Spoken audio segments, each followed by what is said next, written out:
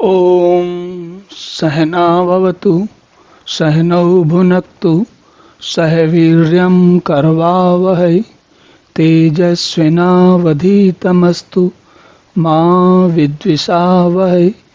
ओम शांति शांति शांति। हरि ओम।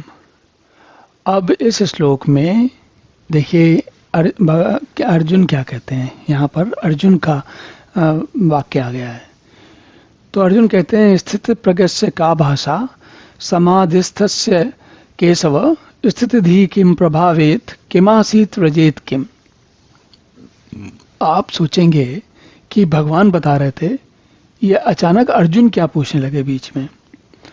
तो बहुत अच्छी संभावना है कि पिछले श्लोक के बारे में चर्चा करते समय जब समाधि की बात आई थी तो आपके मन में भी यह प्रश्न आया होगा कि ये समाधि क्या चीज़ है, हमें पता होना चाहिए या जानना चाहिए, या अगर आप पहले से नहीं जानते हैं तो अब भी आपके मन में फिर से प्रश्न उठेगा कि ये समाधि क्या है। और एक और भी बात है कि सामान्य जो जीवन है उसमें समाधि को लेकर बहुत सारे कल्पनाएं और ऐसी स्थितियां समाज में स्थापित हैं जिनको लेकर हमारे मन में अक्सर अधिकांश ऊहापोह चलती रहती है। तो हम और आप अकेले नहीं, अर्जुन भी वही है। तो अर्जुन क्या कह रहे हैं, स्थित प्रज्ञस्य का भाषा समाधिस्थस्य केशव। तो अर्जुन कह रहे हैं जो समाधि हे केशव, समाधिस्थ जो व्यक्ति होता है, समाधिस्थ व्यक्ति होता है, उस ऐसे प्रकार के स्थित प्रज्ञ व्यक्ति की भाषा कैसी है। भाषा कैसी है का अर्थ क्या है। और स्थितिधि किम प्रभाषित। तो देखिए हे केशव, समाधि में स्थित परमात्मा को प्राप्त हुए स्थिर बुद्धि का क्या लक्षण है। देखिए यहाँ पर जो है हम क्या कह रहे हैं कि जो ये भाषा शब्द आया है, देखिए स्थित प्रज्ञ से का भाषा, तो भाषा का हम साधारण अर्थ हम क्या करते हैं, हम भाषा को समझते हैं हिंदी, अंग्रेजी और बाकी अन्य भाषाएं, मराठी, गुजराती, तमिल या नाना प्रकार की भाषाएं। तो यहाँ पर सहज स्वभाव से आज के समय में जो व्यक्ति है उसके मन में भाषा शब्द को लेकर ये भाव आता है कि वो कौन सी भाषा बोलता है, वो अंग्रेजी बोलता है कि हिंदी बोलता है। स्वाभाविक है, हमारे मन में वैसा स्वभाव आना, वैसा प्रश्न आना बिल्कुल स्वाभाविक है। लेकिन यहाँ पर अर्जुन हिंदी या अंग्रेजी की बात नहीं कर रहे हैं, क्योंकि ना हिंदी की बात हो रही है ना अंग्रेजी की बात हो रही है। और ये ग्रंथ तो लिखा गया है संस्कृत में, तो संस्कृत में जब लिखा जाएगा तो संस्कृत में अर्जुन भाषा शब्द का प्रयोग क्यों करेंगे।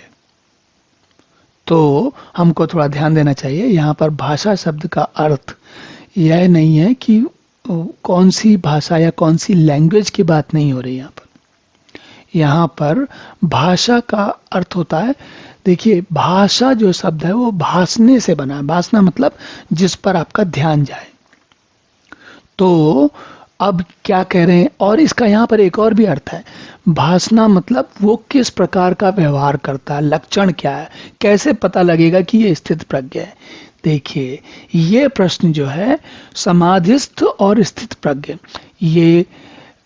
ये दोनों बातें गीता के जो साधक लोग हैं उनके मन में इसके प्रश्न अक्सर आया करते हैं, और इस प्रश्न के उत्तर को हम ढूंढते रहते हैं। पहला तो स्थित प्रज्ञ और दूसरा समाधिस्थ।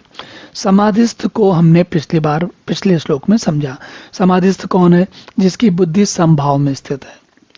फिर अर्जुन कह रहे हैं कि जो समाधिस्थ पुरुष है उसकी भाषा क्या, उसका लक्षण कैसा है, ये कैसे पता लगे कि वो स्थित प्रज्ञ है। तो यहाँ पर थोड़ा सा बात समझनी चाहिए कि दोनों तरीके से देखते हैं। स्थिति प्रज्ञ का अर्थ क्या हुआ, जो हर स्थिति को जानते हुए हर स्थिति को जाने।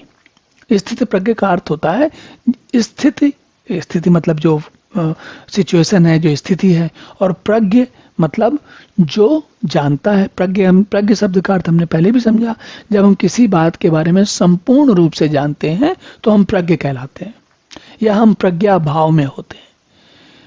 तो स्थित प्रज्ञ का अर्थ है जब हम स्थिति के बारे में संपूर्ण भाव से जानेंगे तो वो हुआ स्थित प्रज्ञ। अब देखिए, स्थित प्रज्ञ का अर्थ हुआ हम सारी बात के बारे में सब कुछ जानते हैं, और समाधिस्थ का जब हमारी बुद्धि संभाव में स्थित है। तो अर्जुन पूछ रहे हैं कि जो ये स्थित प्रज्ञ है वो कैसा दिखता है, कैसा भासता है, किस प्रकार समझ में आता है कि ये स्थित प्रज्ञ पुरुष है। इसको हम अगर साधारण भाव में समझें तो हम जानना चाहते हैं किसी दूसरे व्यक्ति को देखकर कि ये स्थिति प्रज्ञ है, ये समाधि जानता है कि नहीं जानता है। क्यों ऐसा जानते हैं? क्योंकि हमारे मन में हमें उस स्थिति को प्राप्त करने की इच्छा होती है, और हम सोचते हैं कि हमें अगर किसी और को देखेंगे तो हमें समझ में आएगा कि ये स्थिति प्रज्ञ ऐसा होता है, समाधिस्थ ऐसा होता है, तो हमको भी बनने में उससे सहायता मिलेगी। तो अर्जुन का प्रश्न इसीलिए है। अब यहाँ पर विचार करने की बात ये कि युद्ध का समय है, भीषण अपने समय का, या हम कहें तो इतिहास में उससे अधिक बड़ा युद्ध आज तक कभी नहीं हुआ। ऐसे युद्ध के आरंभ के पहले भगवान कृष्ण, पहले तो अर्जुन विषादग्रस्त हो गए, फिर उसके बाद जब वो विषाद से भगवान को निकालने की बात कर रहे हैं, तो अब अर्जुन जो है स्थित प्रज्ञ और समाधिस्थ में खो गए। सोच कर देखिए, युद्ध होने वाला है, धनुर्धर है, योद्धा है, और प्रश्न क्या पूछ रहे हैं? स्थित प्रज्ञ का स्थित प्रज्ञ से क्या भाषा।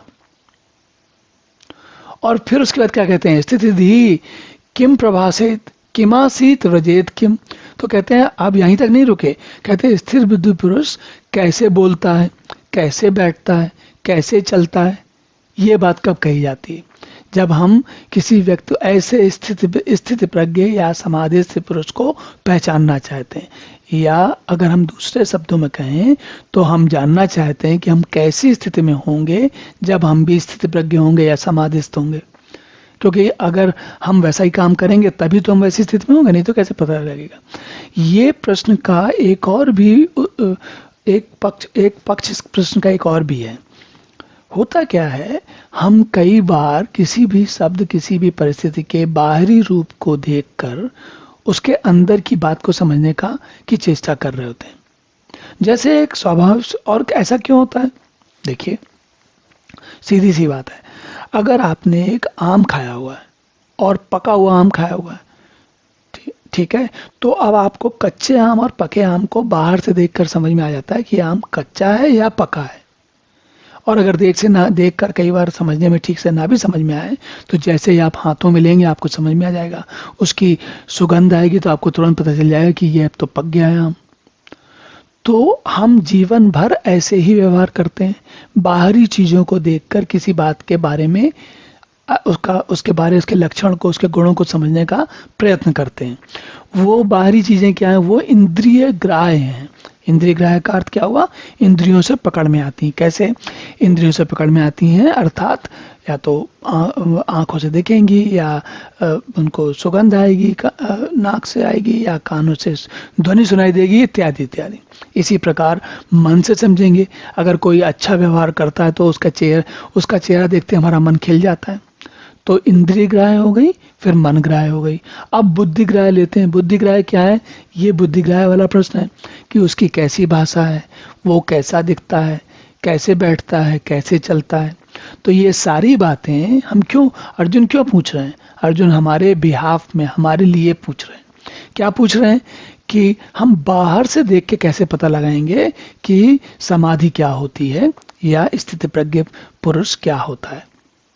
और ये प्रश्न जो है बहुत पुराना है, गीता में तो है ही है, और उसके पहले से भी चला आता है और आज भी चला आता है।